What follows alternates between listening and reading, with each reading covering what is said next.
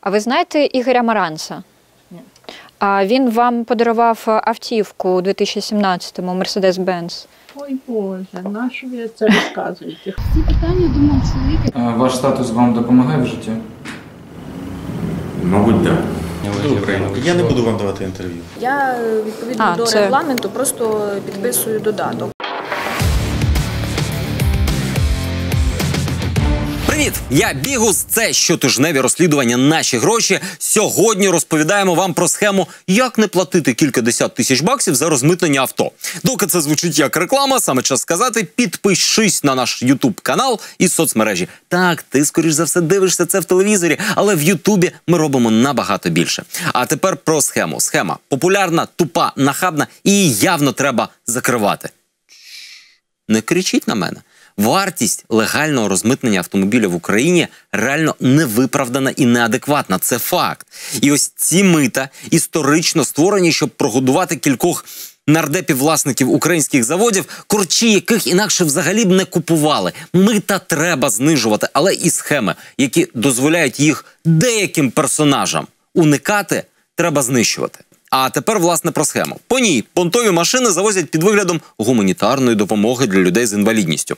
Для реалізації потрібен справжній інвалід в Україні, фейковий меценат за кордоном, ну і бабло на тачку. Далі авто купується там, за паперами дарується як гуманітарна допомога, ну і все. Звісно, в результаті воно оформлено не на того, хто його купує, але цією схемою користується контингент, в якого пенсіонер-інвалід машину не відбере, навіть якщо вона за документами його. Звісно, під час укладання всіх паперів їх мали перевірити і здивуватись, от чи точно бабця планує їздити по селу на новому С-класі, але влада розводить руками. А в нашій редакції інтернатура проходить, ми набрали молодих журналістів на тренування і відправили їх поїздити Україною і подивитись на Audi Q7 в традиційному сільському пейзажі. До речі, ви, мабуть, помітили, що ми запрошуємо нам донатити. І це не просто так. Ваша підтримка дуже важлива. І якщо вам подобається наша робота, за ось цим QR-кодом або посиланням можна закинути нам копійчину, ми будемо дуже вдячні. Хмельницька область, село Віньківці.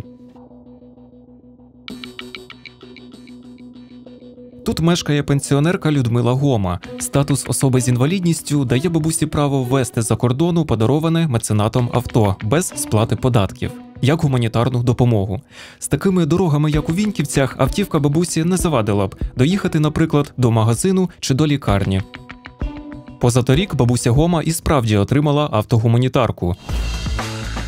Дуже солідну гуманітарку, абсолютно новий позашляховик Mercedes-Benz GLA 200. Такий зараз в Україні коштує близько 30 тисяч доларів. Бабусі Гома його подарували, щедрий благодійник із Німеччини. Це на папері, а насправді бабця ні машини, ні німця-дарувальника й пригадати не може. А ви знаєте Ігоря Маранца? Ні. Він вам подарував автівку у 2017-му, Mercedes-Benz. Ой Боже, на що ви це розказуєте? Хто мені подарував? Він подарував вам Mercedes-Benz. Нема в мене ніякого Мерседеса. Лише за декілька хвилин бабуся Гома нарешті згадує, про яку машину йдеться. І одразу здає схему. Ніяка це не гуманітарка. Це ніхто не подарував? Це Ні. не подарував? А ви його купили? Це купляли його? А як так сталося, що ви купили цю автівку? Це мені треба питати сина. Це сини Сергія. займалися. А це вже Київ, проспект Ватутіна. Тут живе той самий син, про якого говорила бабуся Гома, Сергій Гома. А навпроти його будинку на стоянці і стоїть той самий Мерс, який завезли в Україну під виглядом гуманітарки для його матері. Їздить на ньому, як ви вже здогадалися, зовсім не бабця, а її невістка, дружина Сергія Гоми Ірина. Пояснювати, чому в бабусі забрали машину, Ірина Гома не хоче. Це ваша машина? А як це так може бути, якщо вона записана на Людмилу?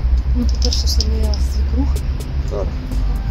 А тоді поясніть, просто їй ж передали цю Я машину. перепрошую, гуманітарна допомога, звичайно. Так. Ці питання до мого чоловіка і до Людмили Станіславівни, які займалися. Людмила Станіславівна, вона у Віньківцях, а ви у Києві. Чому? Авто оформлене на бабцю в глухому селі, але їздить на ньому невістка в столиці. Бабця прямо визнає, автівку просто купили. Що ж, варіантів тут небагато. Статусом особи з інвалідністю бабусі діти просто скористалися для того, щоб скосити податки.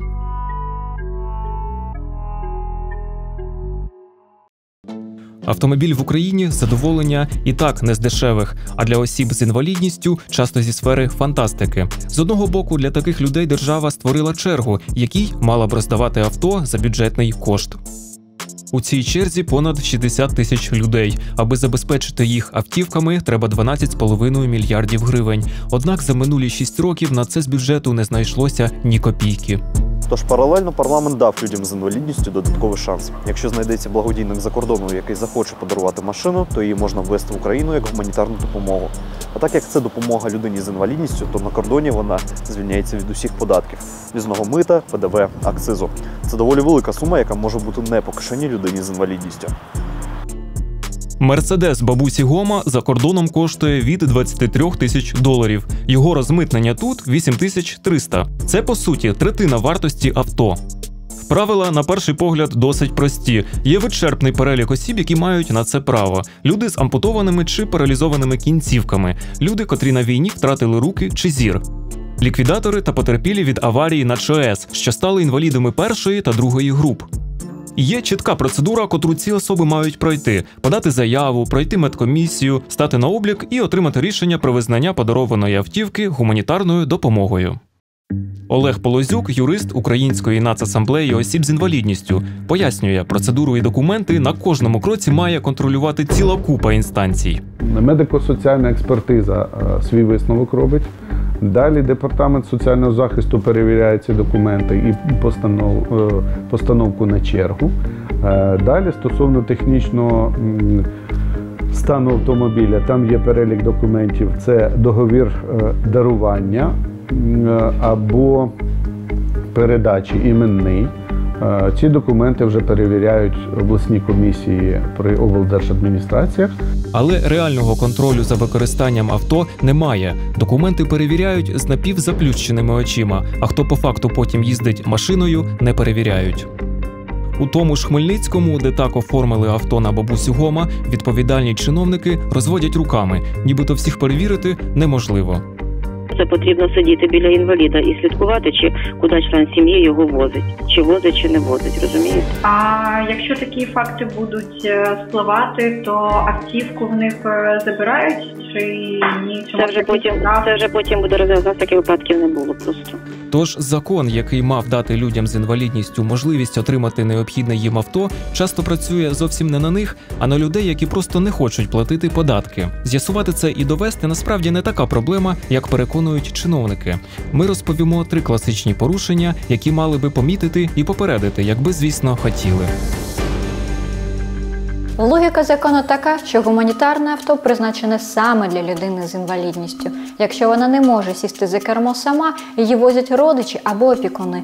Але дозвіл на керування не може оформити людина, котра формально прописана з особою з інвалідністю. Вона має проживати разом і піклуватися про неї. Яскравий приклад порушення цього правила – родина Гом, про котру ми розповідали на початку. І що найцікавіше, перевірити це можна всього за кілька днів. Поїхати в село під Хмельницьким, там бабуся Гома чесно зізнається, що машини в неї немає, і що історія з гуманітаркою – це фейк. Нема в мене ніякого мерседеса. Це купляли його, це сини займалися.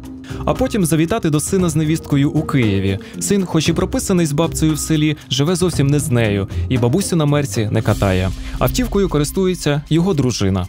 Це ваша машина? Не так уже і важко це з'ясувати, правда?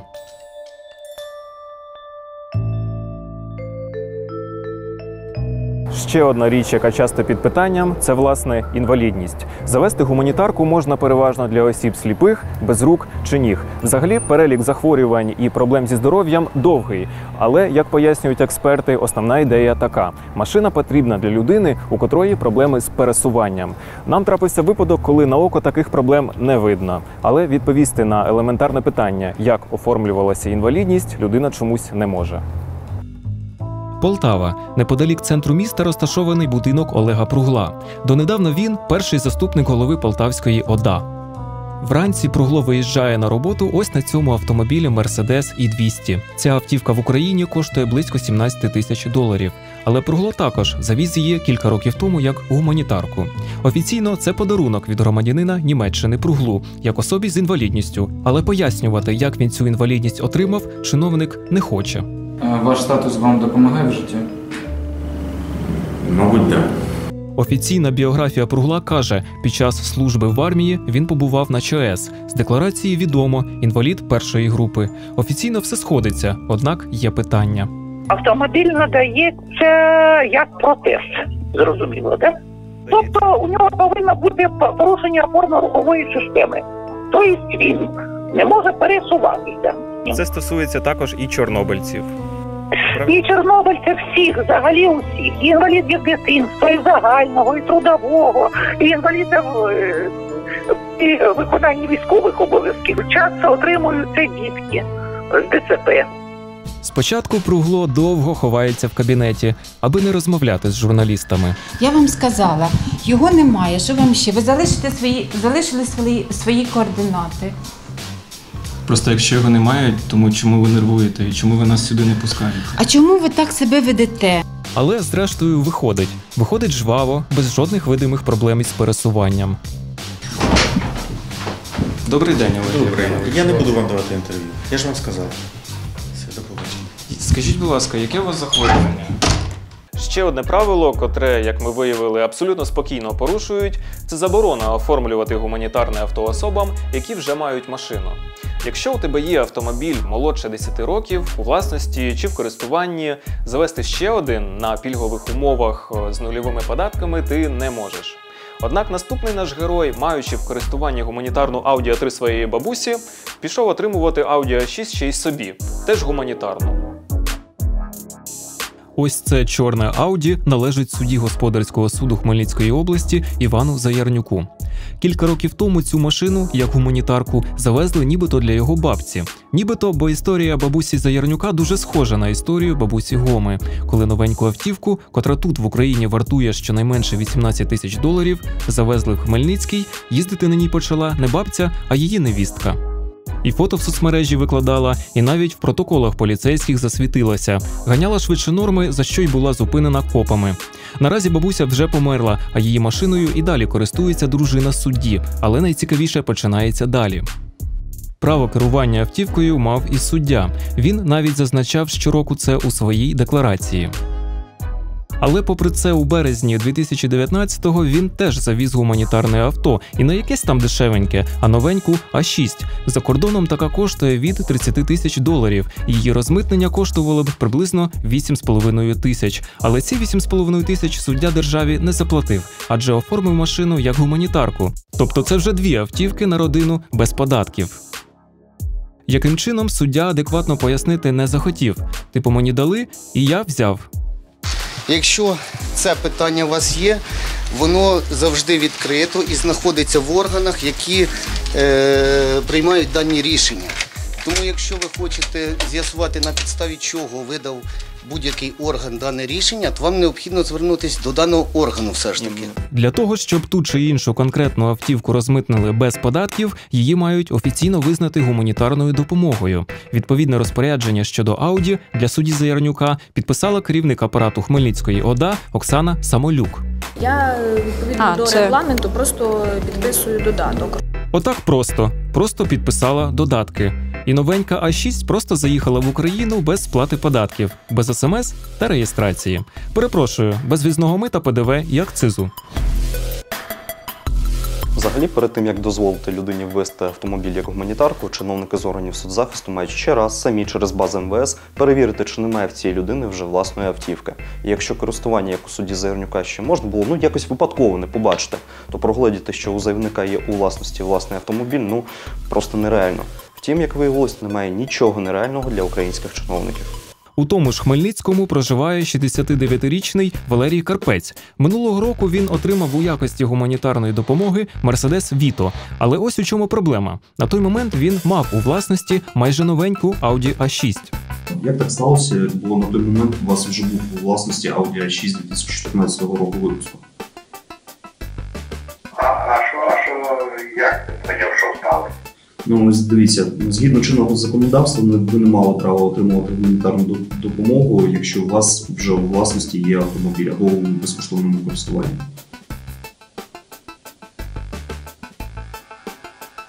Не поняв.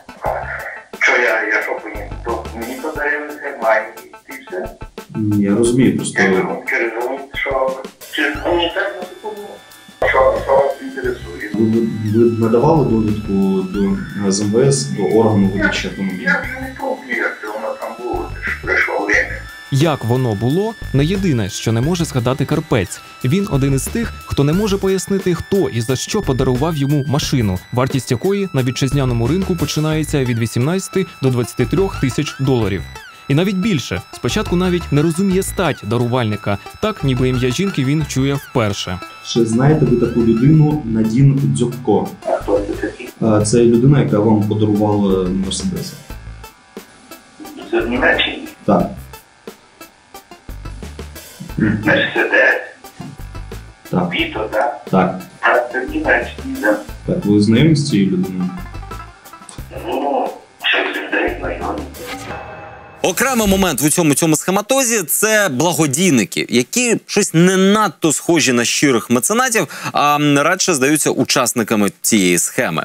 І справа не лише в тому, що отримувачі не можуть навіть пригадати, хто ж це їх так любить, щоб подарувати їм авто. Навіть статистично деякі меценати надарували в Україну просто по цілому автосалону.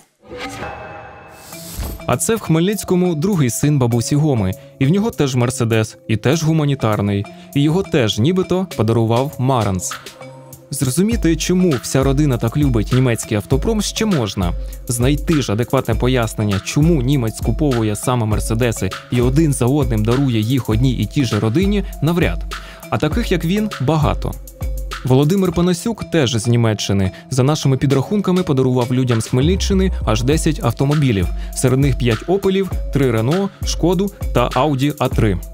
Володимир Циганенко – ще один німець, хоч і з українським іменем. Розщедрився на 5 ТЗ – Volvo V50, Volkswagen Golf, Passat, Mini-One та Шкода.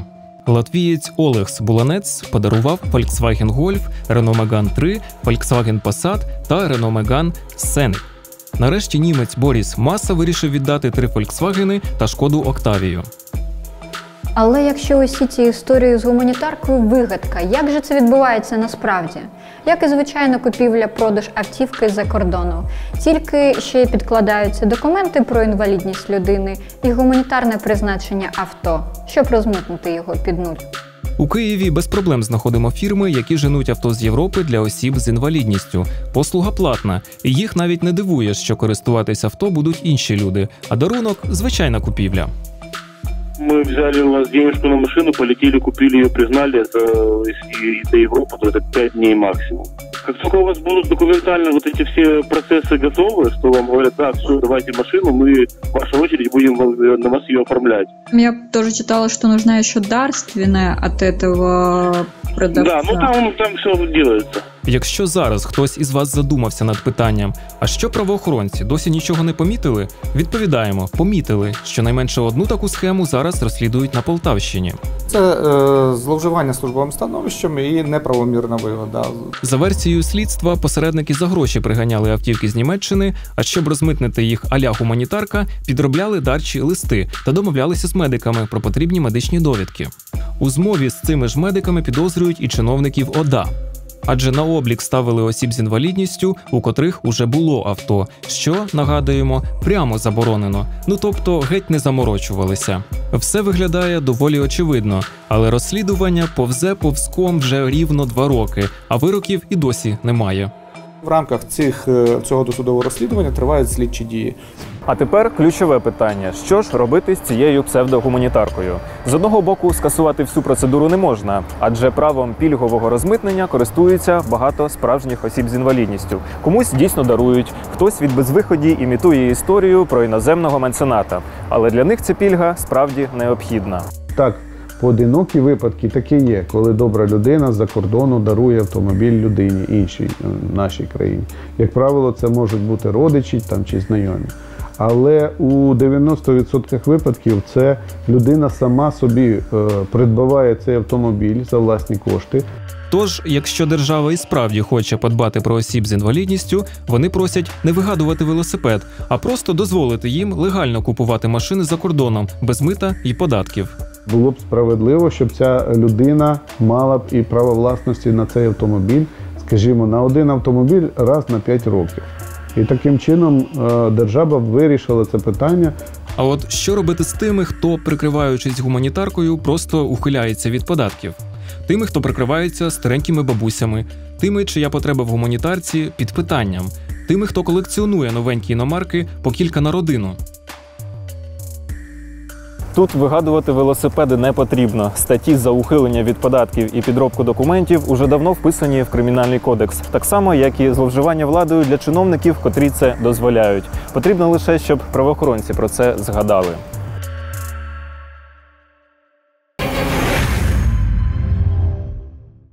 На сьогодні все. Нагадую ще раз, підпишіться на наш YouTube, спілкуйтесь з нами в соцмережах. Якщо у вас є тема, надсилайте її на ось цю електронну пошту. А якщо вам подобається те, що ми робимо, то за ось цим QR-кодом і посиланням можна нас підтримати грошима.